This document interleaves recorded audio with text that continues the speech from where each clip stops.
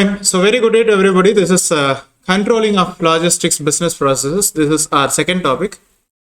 So in this class, we'll discuss about BPR, business process re-engineering, about the process mapping, and about VSM, value stream mapping. Okay, so this is especially for you, my dear students and young researchers, and you can reach me at dr.christoananth@gmail.com. So before beginning the session, once again, let me thank God for giving me this opportunity to deliver this useful session, to share my knowledge among my fellow national, international participants, students, and young researchers. Okay.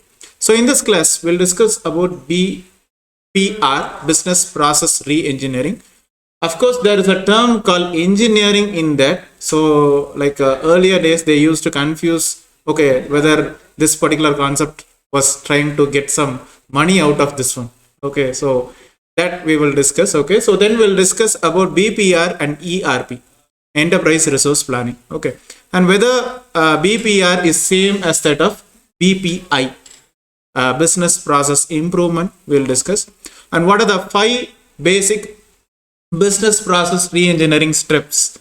Okay, we'll have a real life example of BPR, the redefined customer contact process, and when you should actually consider this BPR, what are the ways of this logistics process mapping, and when to actually perform this logistics process mapping for every process that we try to encounter. Okay, when you should do it and what are the significance of doing that one. Okay, and we'll discuss this particular process mapping as a ready to digest process. Okay, what are the versions of the VSM, what are the benefits of VSM, and how you can implement the VSM in maybe 5 steps. Okay, so I will very soon post the assignment number 2 in the Google Classroom. Please complete them. That is the reason I'm just asking you, please join Telegram, please join Google Classroom, so you will get all the notifications to your mobile. Okay, so at regular intervals, I'll be giving you some short videos to discuss the knowledge in our topics, right? So BPR. So everything has been laid out. You are going to redesign it. Okay, so you are going to redesign business processes, especially for enjoying profit. And of course, you are going to restructure the business using engineering concerns, methods, and procedures. Okay, so this was introduced by Michael Hammer in the book called Reengineering the Corporation. Maybe if you have time, you can download this one. You have several other ways to download the older versions of the books. Okay. Right. So we have the word called re-engineering or maybe engineering that actually mismatches the business management concept. So maybe it would create such an image of the management body as a machine or maybe as a system that is going to produce money. Okay. So BPR, when you are identifying from SCM, okay, so there are several methods of reducing the inventory, and you can increase the throughput, measure the performance parameters by synchronizing, optimizing the supply chain processes that will make you understand how you can redesign the re-engineering concept. Okay, so there are several ideas, several hints even, so how you can benchmark this strategy with the best practices. So starting point, if you can see this concept is already been there, you're just trying to copy out of this one. Okay, so talking about like mimicking, like copying every business operation at the like shop floor level is different from what you're trying to exactly copy their practices. Okay, right. So for example, we have like JIT, just in time concept of Toyota Motor Corporation that was introduced by Mr. Taiichi Ohno during the 1950s. So it was all about replenishing goods on shelves in the supermarket in US. So maybe you have some contradictory opinions as well. Okay, so you can say like just-in-time concept is just a copied idea, a mimicked idea, but others say it's a original, sophisticated idea. So it varies from person to person. Okay, so you can categorize these concepts as models, theories as well from the analogies that you have developed from the previous cases. Okay, so this is what we developed from the just-in-time concept. Okay, so as I told you, re-engineering is there with the business process. So re-engineering is how you will nestate the development of the improvement activity, especially to explore a new business practice but it is not a theoretical concept, but we have to make some risks in order to rethink the entire process in order to innovate new ideas. So benchmarking you have to set up, okay, like local, regional, national, international benchmarking has to be set up. So that is where you have to relate this with SCM, supply chain management, with several qualitative comparative analysis, and that you will go for out of box new thinking as well. Okay, so BPR is the way to standardize all the business operations for introducing enterprise resource planning. Okay, so in addition we'll have like SCM that you have to incorporate into all of your process, and that is where you are optimizing the supply chain phenomena. Okay, so this is actually the definition of re-engineering. Fundamentally redesign the business processes in order to gain advantage over the competitors from the viewpoint of the customer satisfaction. In the end, it is about you and your customer.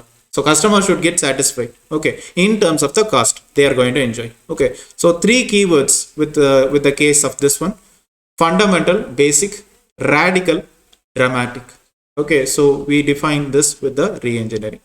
So you can say like BPR is not exactly engineering or maybe designing, okay, but re-engineering, redesigning. Okay, so it's an ongoing improvement continuously taking place at each stages of your process. Okay, so that is the subtitle of what you term it as a goal. Okay, so it's not the exact goal, you are continuously doing it. Okay, so BPR contains the idea of benchmarking method in order to take advantage over your competitors. Okay, and process re-engineering is all about redesigning business processes which you are going to make the best practice, especially for the benchmarking, because you can take benchmarking in any level, local, regional, national or international, but the way you set the benchmark helps to march forward with the further practices. Okay, so we'll discuss whether BPR is same as BPI, business process improvement. Okay, so BPR may be similar, okay, but there are some differences. Okay,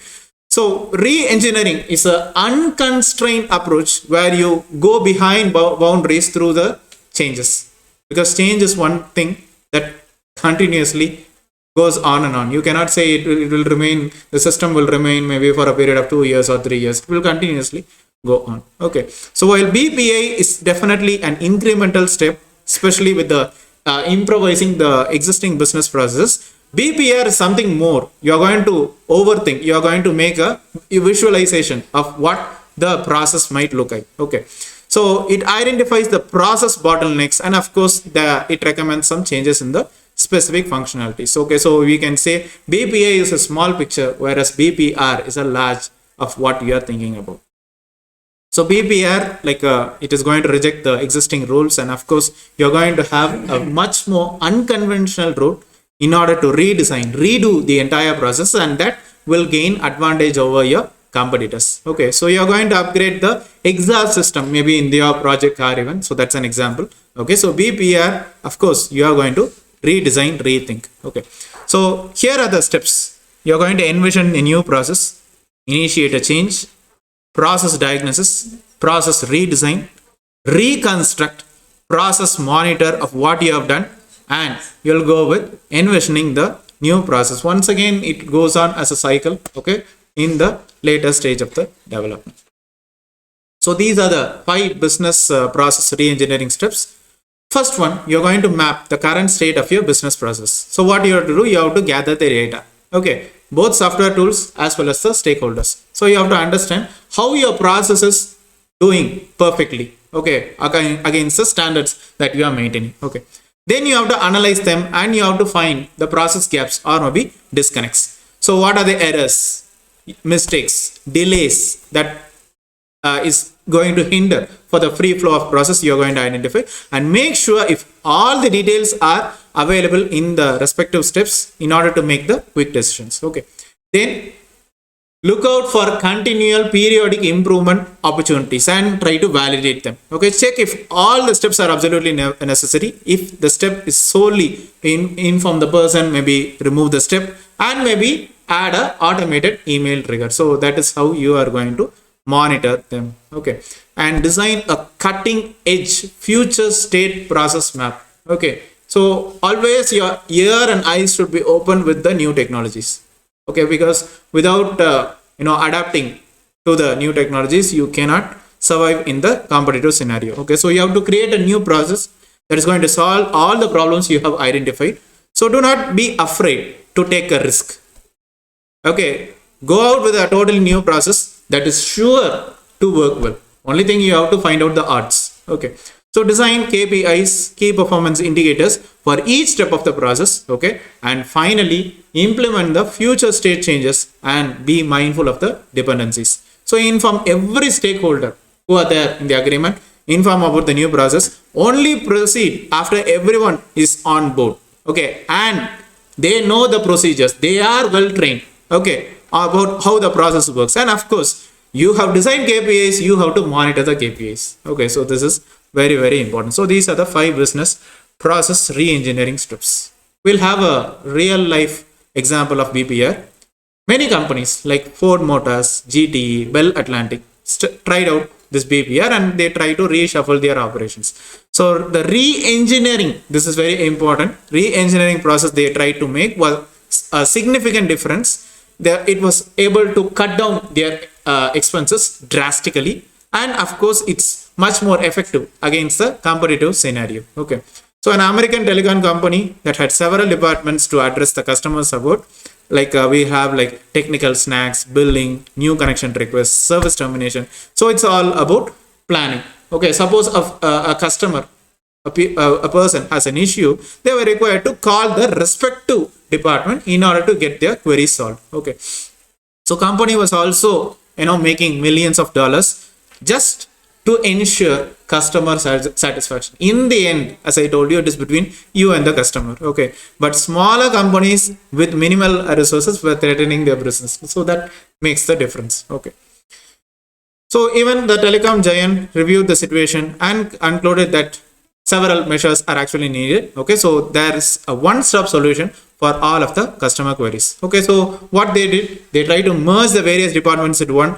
let go of all the employees in order to minimize multiple handoffs, and that was the way to handle all the issues. Afterwards, they set up a customer care center, especially in Atlanta, and started training their repair clerks as the front-end technical experts in order to do their job. Okay, so the company with that particular team with new software allowed the entire support team to immediately support the customer database and handle all kinds of requests. Okay, so maybe if a customer called for billing inquiry, so they could also have that dial tone fixed.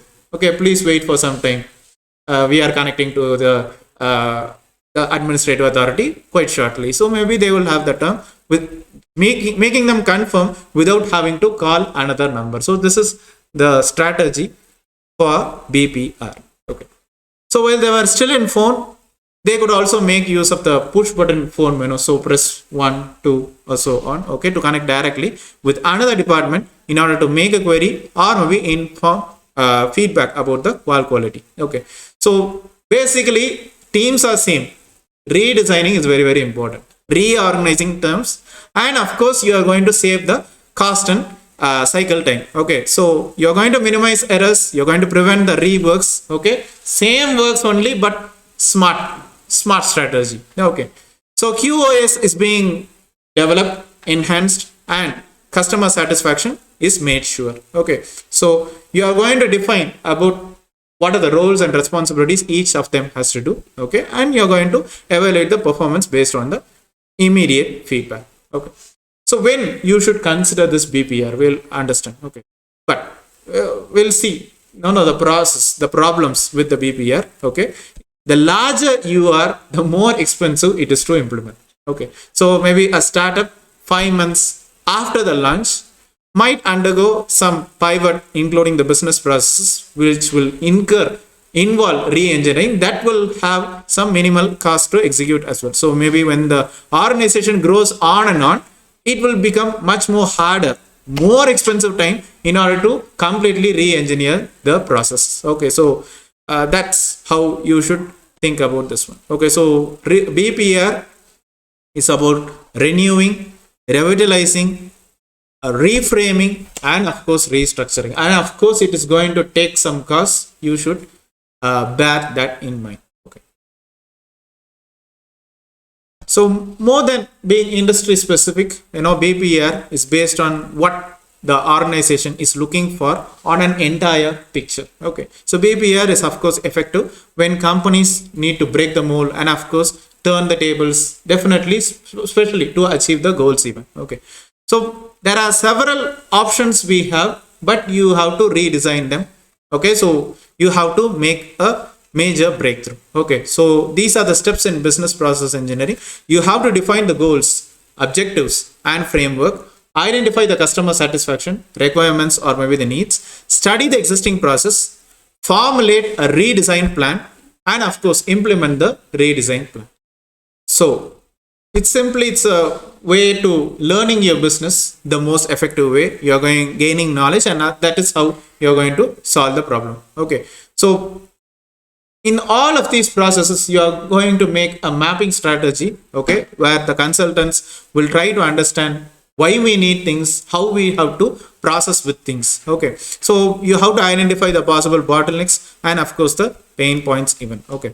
So with the process mapping, we'll deal with suppliers, raw materials, manufacturing, QoS, quality of service, quality assurance, okay, packaging, storage, and finally shipping and delivery. Okay, so you are going to map in this process. Fine. We'll go into logistics process mapping. Okay, it's a very important concept, especially for your company in order to implement. So regardless of whatever support you are getting into, it's very, very important. Okay, so creating and maintaining current process flow diagrams definitely will help you save a lot of money. Okay, if you should hire a consulting company in the future, especially it's in any ways like documentation is very, very important. Okay, so there are several ways in which the logistic process mapping can benefit. Okay, so it makes the process improvement projects much more easier even. It can help you make a better general process understanding across throughout your organization. Okay, and process maps are very, very important, especially for the training activities that you try to carry out for your organization, especially when you are going for new hires. It's very, very important. So process maps, you're going to maintain the key business processes, especially to the external stakeholders, suppliers, ISPs, supply chain partners, and customers even. Okay, so we are having several advantages of the logistics process mapping. Okay, so you are going to map these processes just as it is in order to further improvise. Okay, right. So we'll have a swim lane process map. We'll have purchasing, supplier, production, logistics, and finally shipping. So this is what you are going to map into to the final delivery to the customer. So when you should actually perform the logistic process mapping. Okay, so we'll have like internal benchmarking. Okay, so maybe if you are benchmarking a performance again a very large logistics networks, process mapping will help you identify how it is and why some business units are performing better than the others. So you have to basically cross-reference the KPI results with the process maps that you achieve through each of the business unit, department, or maybe function, and you will understand how your company is performing with regards to the top competitors, top performers. Okay, then problem solving. So you have to basically create a process map before any troubleshooting or maybe process improvement activity. Okay, so you need not have to map all of the business process for this purpose. Just you have to focus on the target process that is going to make a major impact. Okay, and business solution implementation, when you are trying to come out with a new IT solution with a logistics operation like as is process mapping, what we discussed. Okay, so that will be helping the IT team, especially to make it suitable of different products for your business, and of course whether the solution what you have derived into is configured in order to support all of your processes effectively. And you have designed the process maps, you have to basically maintain them. Okay, so logistics process mapping, definitely it can be a time consuming task, especially with the re-engineering concept in mind. Okay, so you have to map accurately, much more with the finite details being included. Okay, so once a process, a set of process, even all of the process that has been mapped, even definitely if you are making a single blunder, then definitely the entire flowchart, when it is being presented, it will create some problems. Okay, so make upgrade or maybe updating the existing flowcharts even. So that is how you are going to update to the changes. Okay, so you have to basically meet the client objectives. Okay, so make your process in such a way that's ready to digest process. It should be understandable and of course flexible enough for the ongoing changes. Okay, so in the ready to digest process, we have marketing campaign, the lead generation, the lead assigned to the managers, then the follow-up, then qualified versus non-qualified lead. So the non-qualified, you throw it out. Okay, convert the lead into prospect, then gain prospect information for the company, opportunity, contact information. Again, you are going to basically follow up. So the process continues. So we move on to the third part of today's class, VSM, value stream mapping. So this is about visualizing a product's manufacturing process from the receipt of raw materials to production, storage, delivery to the customer, finally to the end customer. So maybe you can use it in the production centers, warehouses even. That is how you are going to improvise all of these processes. Okay, so VSM, it's a material and information flow mapping. It's actually a visual tool, especially to identify the inefficiencies and of course to detect the improvement opportunities that are available, especially in the production process and of course the logistics management of a product. Okay, so everything came out from what we discussed in the last class. Okay, lean management concept and Six Sigma technology. Okay, so that will be having the same unified goal. Okay, eliminate the cost overruns and of course promote the efficient manufacturing systems. Okay, so VSMs, we had the flow diagram. Okay, so that will have like several phases, several stages from the purchase of the raw material to the delivery to the end customer. Okay, so we are going to record each of the activities, the tasks, especially for creation, distribution, so that the production manager, even whatever the process is going on to, you can enhance the best way. Okay, so we'll have a system of symbols. Even we'll try to reproduce the flow of information, work, and of course movements generated along the supply chain. Okay, so in each of the process that you try to encounter, the mistakes, the delays, the errors that you are going to identify. Okay, so in order to find this errors and deficiency in the manufacture of the product, the team in charge can come out with several versions of the VSM. It's not a one map, it's a different versions. So which of them is suitable for the company or maybe organization, they can proceed accordingly. So for example, one diagram, maybe it will have like current flow, or maybe while other will be having the present and future state even. So that is how you will identify. Okay, so there are some benefits even. So preparing a value stream map is how you can keep control over supervising manufacturing the processes, maybe like logistic managers. That definitely helps them. Okay, so that will be giving an overview, a complete overview of the production. We'll have information on all the process, well, like manufacturing, allowing managers to make a better decision, even decision making process, identifying the deficiencies, cost overruns, errors even. And we'll try to utilize this lean management, lean manufacturing concept even, so that it's going to identify processes for the cost and of course the lower values, the non-qualified ones, you try to throw it out. Of course, you take in the case of manufacturers or maybe customers even, it's definitely a hit. It's a success. Okay, so it's going to foster efficient logistics and production strategies even, and value stream mapping, the processes you are going to optimize.